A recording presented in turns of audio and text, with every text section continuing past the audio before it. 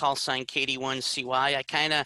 I do come in from the public service emergency communication side of the house, but I'm also technical as well. I work in high tech at Dell Technologies, where I've been for my entire close to 27-year career. So I have a technical background, but in amateur radio, a lot of what I do is on the public service side, though I blend my technical skills in when I have the time to do so.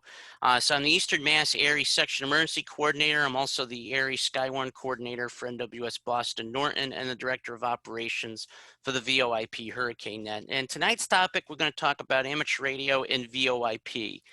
As I kind of said, as we were waiting for more folks to join, I am a bit more Echolink and IRLP centric, but I will talk a bit about DMR, DSTAR, All-Star. There's system fusion as well. I'll be honest, I'm least familiar with that, but I do know about it, and we do have some of that in our local area of Massachusetts as well. So, you know, I know that I think there's several other modes beyond that. There's that many modes, but I try to hit the major ones here tonight because we only have about 45 minutes to an hour to allow for questions. So first of all, what is VoIP? Well, it's an acronym for Voice over Internet Protocol. You can send voice over internet. You can send it regular data streams over internet. The voice over the internet is essentially in data and packet digitized form. There used to be an internet phone back in the mid 1990s. The idea was to make phone calls via PCs, and could do it for free versus using conventional landline systems. And if you had the IP of the user, you could type it in and establish a connection. It's become far more sophisticated now. I mean, there are tons of apps now that essentially are doing VoIP. The powerful thing about us from an amateur radio perspective is we can link amateur radio systems over VoIP, and that has its place in particular when HF communications may not be possible based on propagation.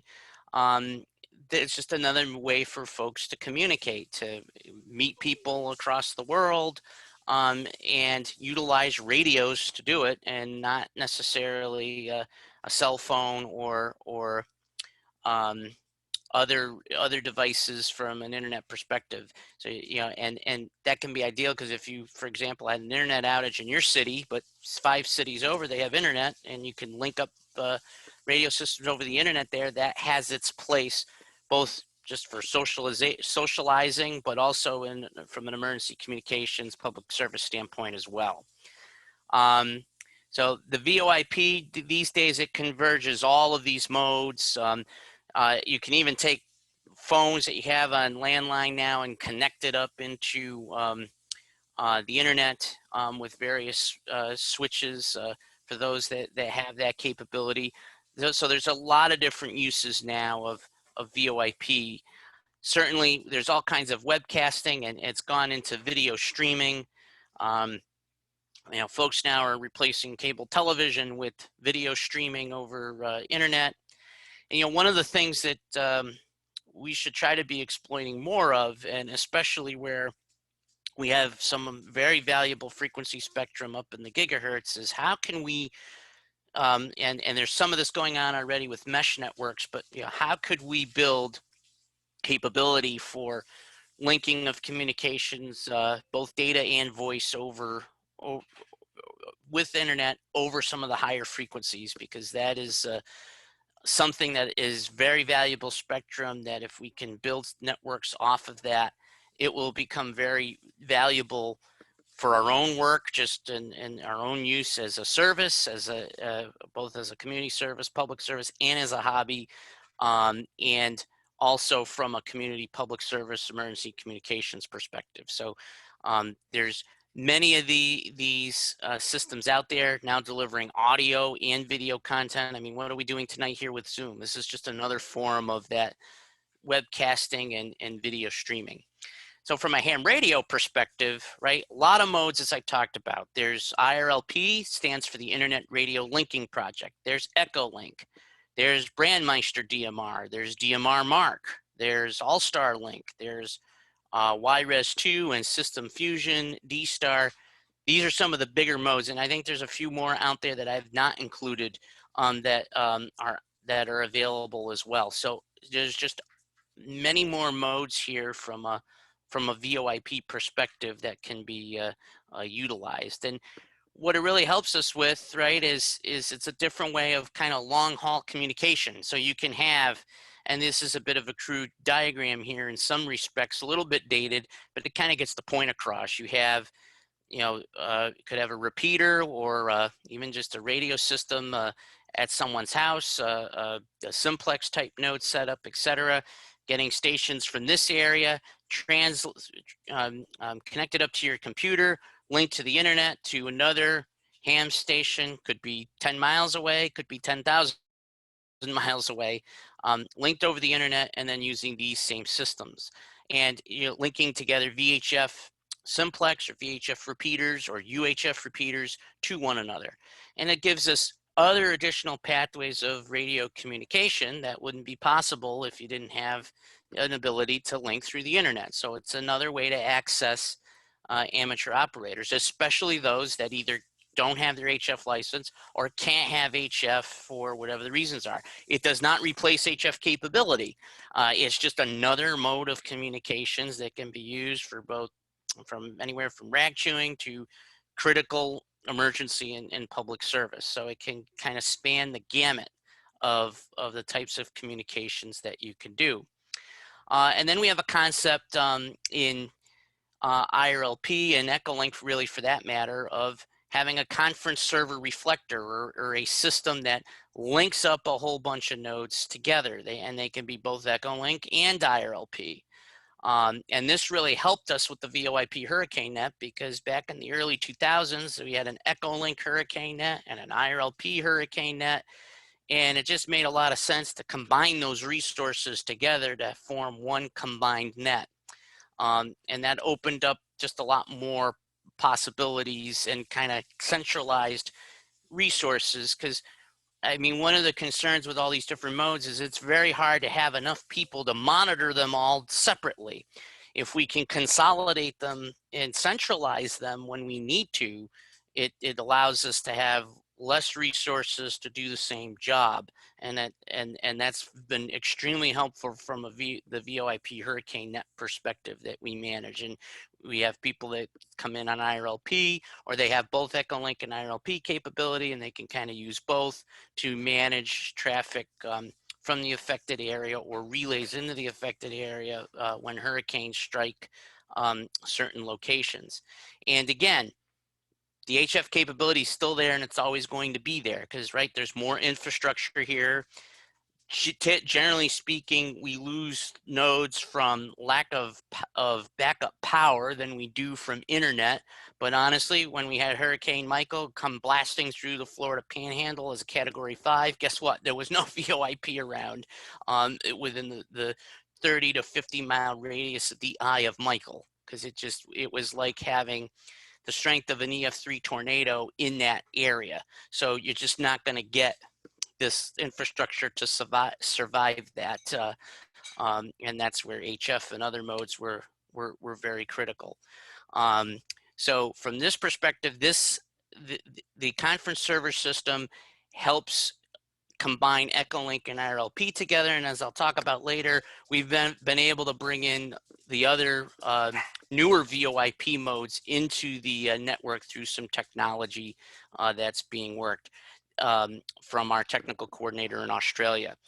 This is just an example of a Simplex RF Link mode and how the linking interface and the link transceiver can be connected up. It's a kind of a simplistic diagram.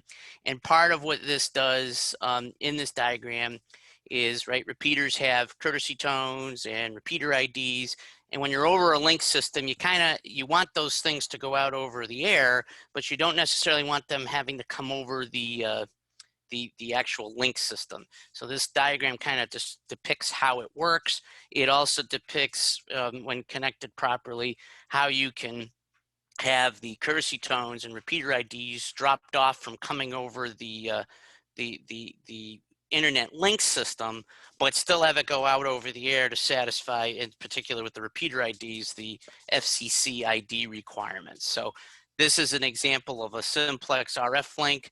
And here's an example with the repeater, just adds in the repeater controller here to the linking interface and into the repeater itself. And the push to talk and the COS are the key components that allow the repeater IDs to not get passed over the system. If you put out a PL tone on the receive, it's a way for the COS to drop the repeater IDs, and as it will only happen when someone is actually talking. So this is just a simplistic view of a linked repeater overview.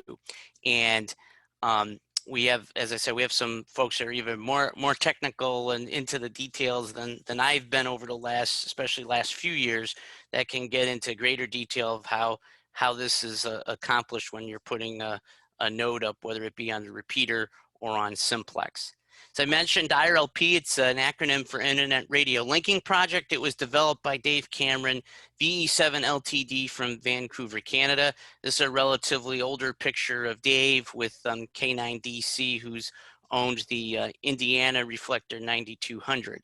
From an IRLP perspective, believe it or not, this started in November of 1997, and IRLP does the linking all over amateur radio, meaning the internet's in the middle, there's two radio systems on each end, that's the way you connect. So the only internet is between the two radio systems themselves. There's no way to kind of get in on it across the, just a PC or even a cell phone. But that's where Echolink comes in, and we'll talk a little bit more about that as we go through the presentation. You can get by the 4-digit node numbers, what parts of the world the different nodes are in. If you go to status.irlp.net, it has a listing of all the IRLP nodes. Also, these are typical assignments, so sometimes you can get nodes that are in different areas than what's listed here.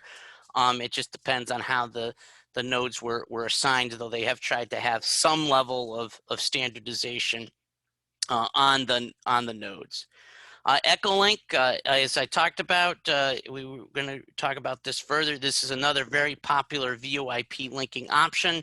It's developed by Jonathan Taylor, K1RFD. This is probably a relatively dated picture of Jonathan. They've actually, we'll get to this in a moment, but there's been some updates to Echolink for the first time in a while, and I'll hit that here shortly. This mode allows amateurs to communicate using Windows-based or Mac-based software, or for that matter, a cell phone app. There is an Echolink cell phone app that can be used. So you can operate now. I could add a fourth method. So you could do personal computer, you could do Simplex RF Link, linked repeater, or your cell phone via the Echolink app. So there's multiple different ways to access Echolink, and with some of the conference technology, you can access some of the IRLP repeaters that are on the system as well. So talking about some of the differences, IRLP, as I mentioned, RF only. Echolink permits direct PC, and I should add cell phone access. IRLP uses PGP, which is pretty good privacy for authentication. Barry's on video here showing the WX Talk conference on his Echolink app on his cell phone here. IRLP node owners have to contact an installation team to get the privacy keys to be able to access the network. Echolink uses validation on online databases, has an encrypted password login. The technical differences, they've really kind of subsided. I mean, Echolink and IRLP now are kind of been out there for a long time by VoIP standards, over 20 years now. So a lot of the connectivity between Echolink and IRLP is very, very much the same in terms of outside of that PC versus non-PC capabilities between the two modes. Now we can kind of bring them together. So and it's kind of very common now that they're brought together for different purposes, including the VoIP Hurricane Net. Echolink software was recently updated, and it's the first time in 14 years that the software was updated. So 2.1.109, for those that do use Echolink today, if you haven't gotten the new rev, you should. There are a number of different capabilities that have been added. There was a March 16th release, and there was a bug that they fixed on the 18th of March, so they bumped it up to 2.1.109. It's the first update in 14 years of the software, or nearly 14 years. So if you haven't downloaded the update, go ahead and do so. And if you're new to just trying Echolink for the first time, it'll be the latest software. So check it out. This is now available at echolink.org. I'm one of the sysops for the New England network, the New England Reflector, which is started by the hams you see here. Brian, his call sign is now K1SOX, Jed N1JBC, Rick W1RJC, Tony N1XRS, and myself. And it's merged. It's one of the networks, along with what we have on the Raleigh Reflector for the VoIP Hurricane Net, that merged IRLP and Echolink together. So you can use it to make new friends, good for driving long distances. We have a lot of different nets that operate on different channels on the Reflector. If you go to new-eng.com, you can check out some of the information and what we have for nets. We have one channel as a link system of 900 megahertz repeaters. We've got one channel where we have along the northern part of Massachusetts, we have a corridor of repeaters along Route 2 that are connected up for communications in that area. And we oftentimes, from an from the National Weather Service Skywarn program perspective, go on there looking for reports during severe weather. And have gotten a number of reports from that network during severe weather. We have a channel solely dedicated for ARES and Skywarn. We use it to link up our Eastern Massachusetts ARES net at a section level monthly. We have a number of RF repeaters that get linked in, and we link that channel into the net when things are working properly. And so we have a means to communicate via all the RF repeaters, but also over Echolink and IRLP. We also use that channel for Skywarn nets, kind of at a more regional level, getting liaisons from local nets to come up and give us reports, or for those that may only have their cell phone and can connect in via the Echolink app or such, they can connect with us to give us reports that way. We've also used Echolink and IRLP to access some repeaters directly for their Skywarn nets, particularly out in Connecticut. We use the Echolink IRLP technology for that. These are just some of the digital link characteristics that is used to combine Echolink and IRLP together. It's lower latency, less audio degradation, makes Echolink and IRLP stations sound very similar, and it allows the traffic to pass between IRLP and Echolink. That's what's used both for nodes that can do both Echolink and IRLP. It can only do one at a time, but it allows the node to be used in either mode. And then with the conference system set up, both modes can be combined to be utilized and integrated, like we talked about. That digital, those digital characteristics are what's utilized in that conferencing technology. The All-Star system is very similar, and we were able to bring an All-Star just as we would with Echolink capability. It's a network of amateur radio repeaters, remote base stations, and hotspots that are accessible over VoIP. Can run on a dedicated computer, or Raspberry Pi, etc., just like you would Echolink. It's based on the open source Asterisk PBX. Running the app RPT application.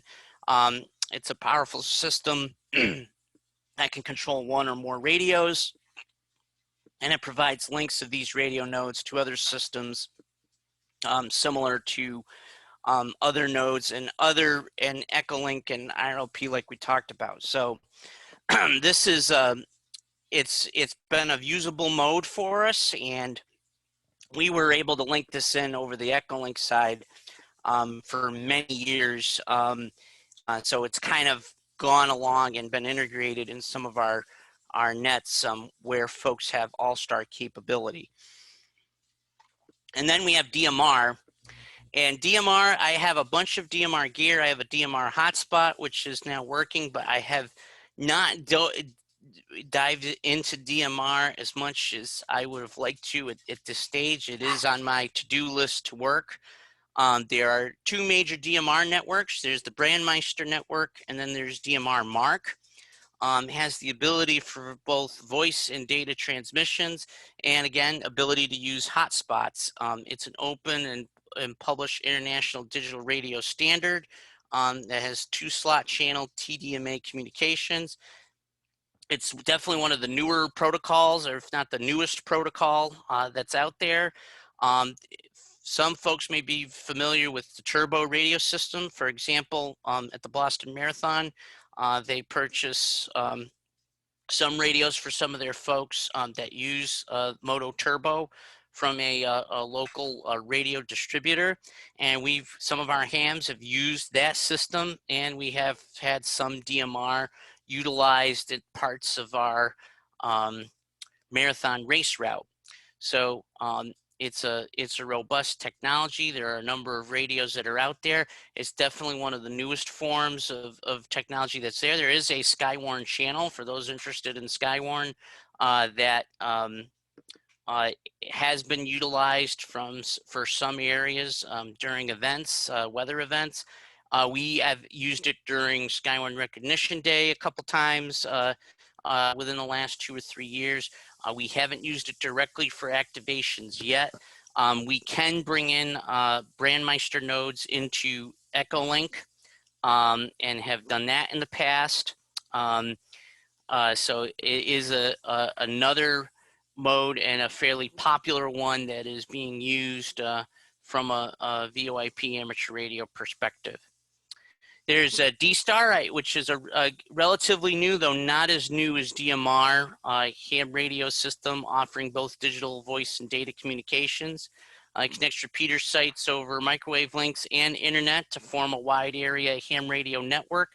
I've actually used it not recently. I've used it in the past. I have a DV dongle, which I used for DSTAR.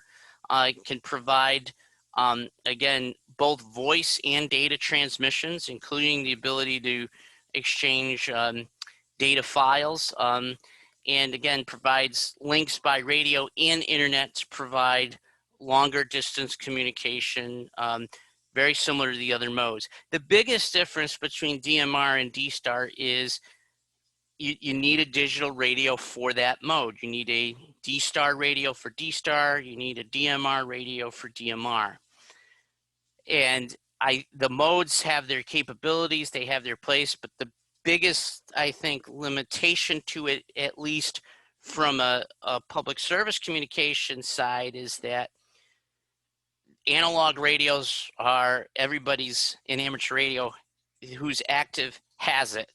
Whereas these digital radio modes, it's less folks that have access to that equipment, but those folks that you can access generally, of course, are people that you may want to reach from a public service emergency communications perspective as well.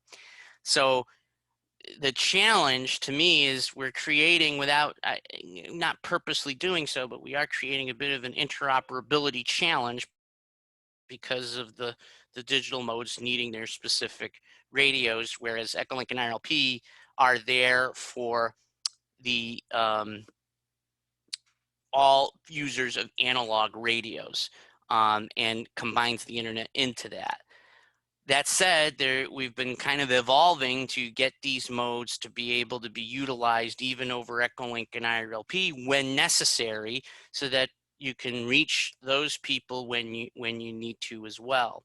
So, and again, there's a lot of things you can do with DSTAR and DMR you cannot do with Echolink and IRLP, particularly the data messaging capabilities that those modes have that we can't do with Echolink and IRLP. I mean, we can certainly type messages in the text box on Echolink, but kind of the messaging capability within DMR and DSTAR is at a much greater level. So again, it's just all different forms of technology. Fun to learn them all, fun to be doing them all. As I said, I've dabbled a little bit with DSTAR.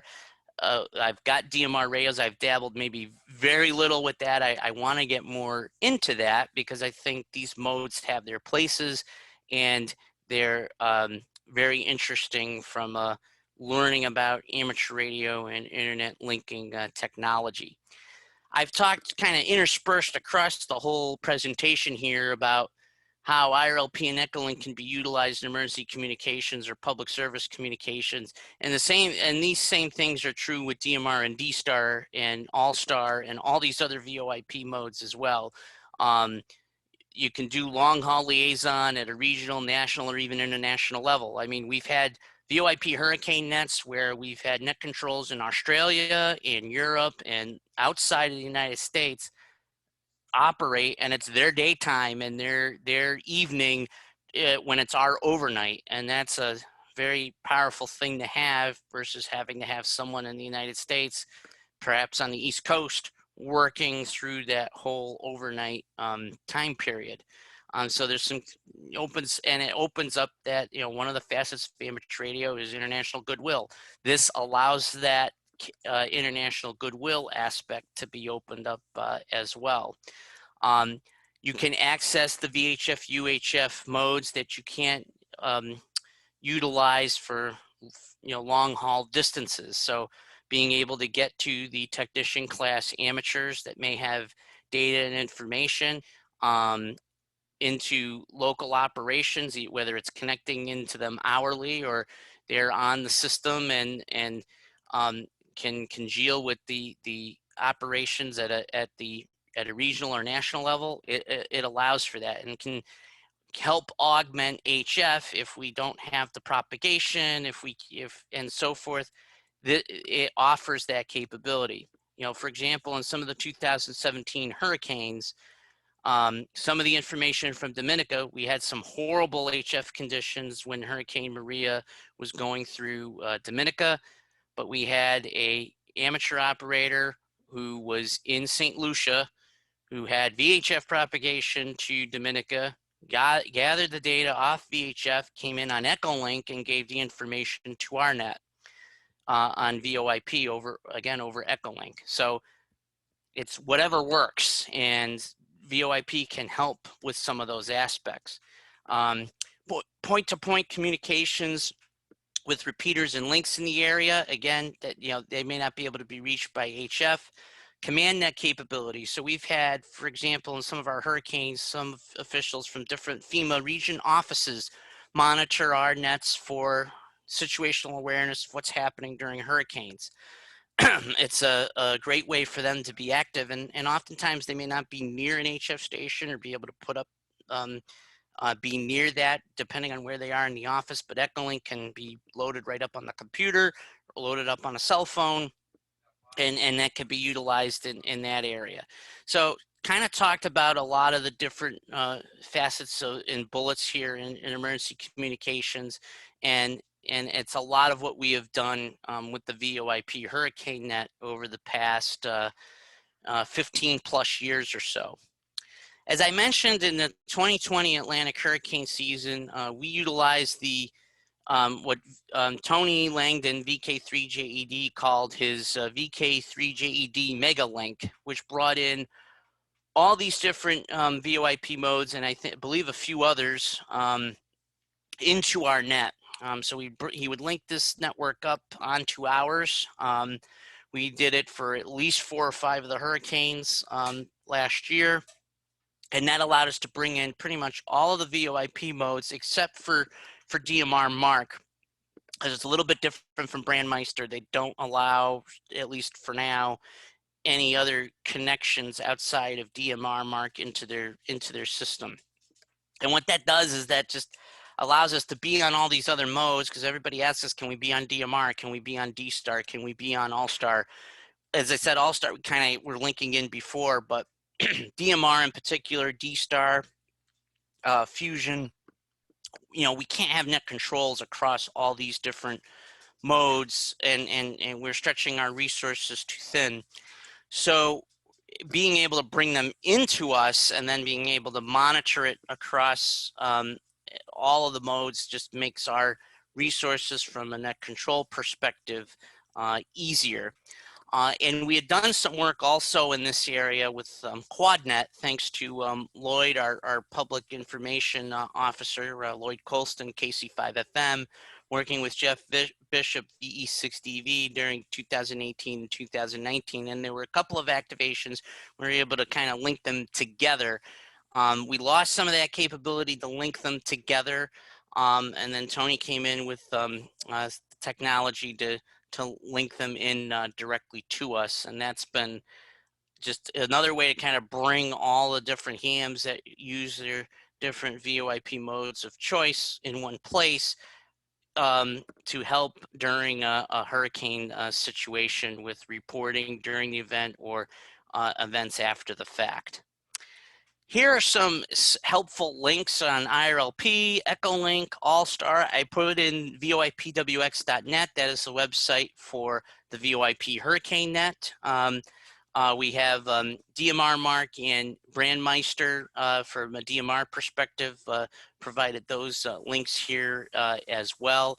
These are some of the resources that are out there and some of the resources I used to put together tonight's presentation. And that was my last slide for tonight. I'm sure we've got a bunch of questions here. So I can start getting into those and we can go from there. So do you want to down your desktop? You shared your desktop. You want me to stop sharing, or? If you have no more slides, stop sharing and that will help us see the people talking.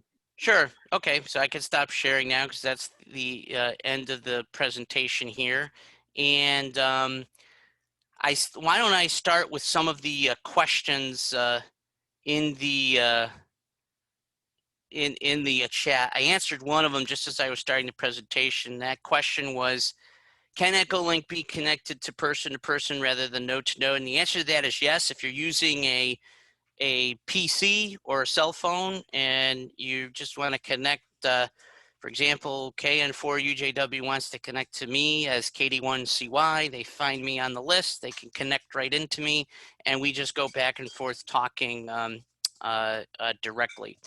One thing I'll note for Echolink on the PC in particular is there is a conferencing mode, and you want to make sure that's disabled. Otherwise, somebody can technically connect to you and then suddenly you have a three-person conversation going on. But you can connect just person to person, and from a PC perspective, PC to PC or cell phone to cell phone, it's not even going over radio. It's only between you and the other person that you're talking to. And recommended technical references to learn. That's the last slide. And I know Dan will ask for my presentation to be put up on the web. So all of that information will be available there. Can I use All-Star using my computer, microphone, and speakers? I believe the answer to that is yes, if you're using an All-Star hotspot. I can double check that answer because All-Star is one of the modes that I've used the lesser amount than Echolink and IRLP. XLX reflectors support all three major digital modes. So thanks, Dan, for passing that on. And good points also on digital transmission of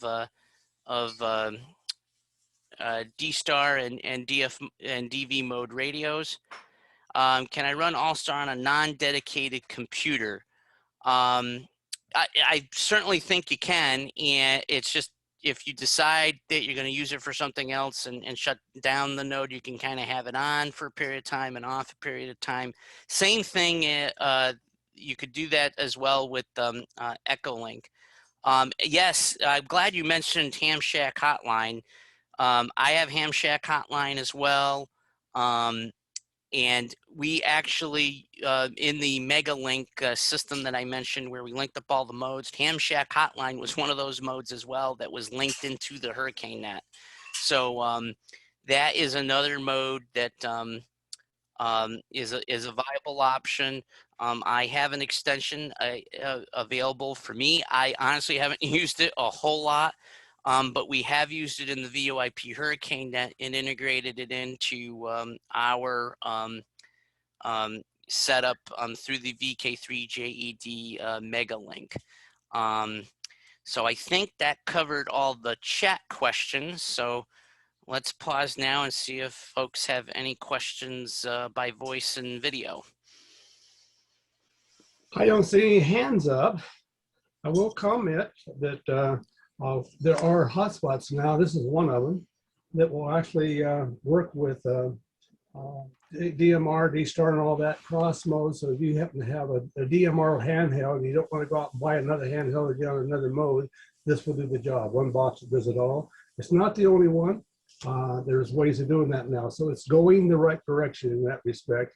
And as somebody pointed out, there are reflectors now, they call them XLX, that does the same thing. You can go into it, whatever mode you're using, so they all come out the same box. No, appreciate that. And then Barry said, do we want to promote the weather conference? I assume you mean the WX Talk Echolink conference. I got the thumbs up from Barry there. So yeah, let me just share my screen again. And what I'll do is just point folks out to our website. So that's voipwx.net. You're going to see it here, right up here. So this is our website for the VoIP Hurricane Net. We are in a mode where we'll actually have a net this coming Saturday at 8 p.m. Eastern time. We do monthly during the non-hurricane season months and shift to weekly during the hurricane season months of June through November. This is our website. You can see some of the activation information. We also do an event. We do time slots with stations, weather service offices, and this past year was adapted a bit for Sky1 spotters to be on the network during the 24-hour period of Sky1 Recognition Day. And notice here, these were all the modes that we had connected during SRD, as well as some of the Hurricane Net activations. So All-Star, Ham Shack Hotline, IRLP, All-Star, DMR, Brandmeister, P25, YSF Reflector, and DSTAR. So this covered all the different various modes in addition to Echolink and IRLP all in one place. And we're thankful for Tony for all of his efforts there. You can see some of our Hurricane Net activation plans and what we had connected up and so forth. Again, our net is monthly for April and May, and then we shift into weekly from June to November. And we'll be ramping up for another hurricane season, and we should be starting to get some of the seasonal outlooks there. Unfortunately, I don't think it will be as active as last year, but I do think it's looking like a fairly active year again, based on some of the longer term weather patterns. But we'll get some of the forecast guidance from Colorado State University's Philip Klotzbach, who's a native of Massachusetts, my home state, where we'll get some more information about that here soon. And there will be a WX4 NHC, the amateur radio station at the National Hurricane Center, doing their communications test. When I have a date for that, I will definitely pass around to folks when that will be. Last year, the Hurricane Center hams did operate remotely, as many of us did, serving our weather service offices, and we'll see what that brings for this year as well. But they will do their communications test as they've done before, and they will be on our system during that. So just wanted to give a quick shout out to our website. We do have a Groups IO that you can join our Groups IO list for the VoIP Hurricane Net, and that's available for folks as well. I just see a couple more comments about OpenSpot 3, which I think Dan talked about, and also Blue DV software. So some good software packages from some in the group for the various modes to allow your PC to use some of the technology that's out there. So let me see if there's more questions. I don't see any hands up. Barry, do you see any questions we missed? We were all set in the chat. Well, gee, this has been a good presentation. I might suggest when you get closer to that major, you're talking about your exercises and such, at some point you might come on and do a presentation on what you're doing and how to get involved, and see if you can get some more people involved with that. Yeah, absolutely. And what I could also see, Dan, as part of that is for the communications test is we could also see if Julio Rapol, WD4R, who is the assistant coordinator at WX4NHC, he could not only maybe do a communications test overview, but also maybe give a few slides on his on the operation there at the Hurricane Center. They celebrated their 40th year of operation. Sadly, because of COVID, it couldn't be celebrated as I think we all would have liked. But you know, he can certainly come on and talk to that and talk to some of the terrific history from one of the longer standing groups of folks that support a national government agency. That's one thing. The other person I can also mention to you is from the Hurricane Watch Net, Bobby Graves, KB5HAV. The Hurricane Watch Net has been in service since 1965. So another great group of folks that support during hurricanes. And I also give a shout out to Dan's comments about the National Red Cross, National Aries Red Cross WinLink interoperability exercise happening May 8th. And I can tell you as Eastern Mass Aries SEC, we will be active with an exercise in our section for that. And we're actually going to be working with our neighboring section on a drill exercise coinciding with that. It might be our simulated emergency test a bit early this year. And the reason I say that is because we're, as I mentioned right as I was coming on, why I was on literally 2 minutes before the start of the presentation, is we're working on plans for a fall Boston Marathon on October 11th. If that can work with state regulations and depending on how the pandemic rolls on here, the vaccination and vaccines are good news. The concern, of course, is do we get a variant that goes around it?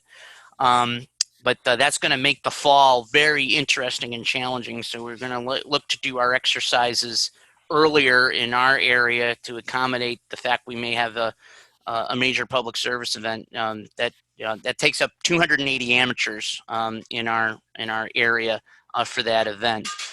Jim had a question on VoIP book recommendations. There is VoIP Internet Linking for Radio Amateurs by Jonathan Taylor, K1RFD.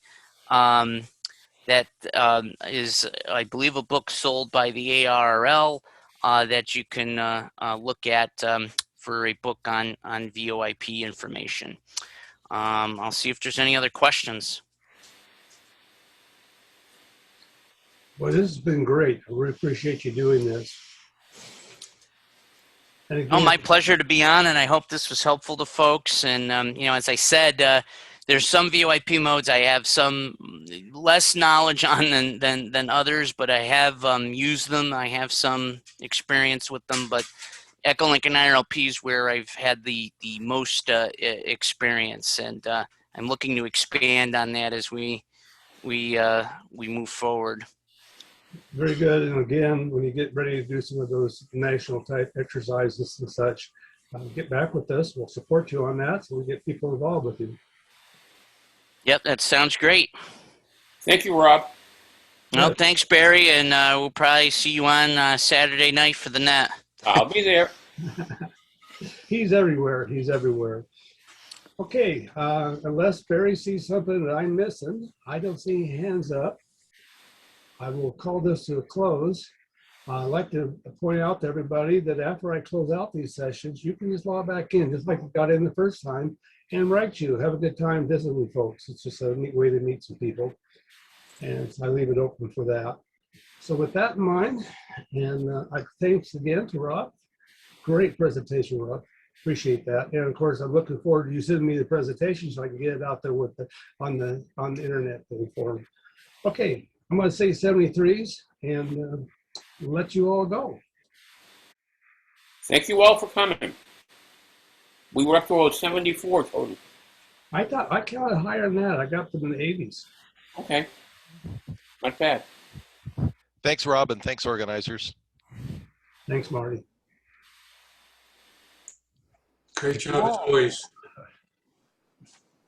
As usual, Dan, a really good job. Thanks.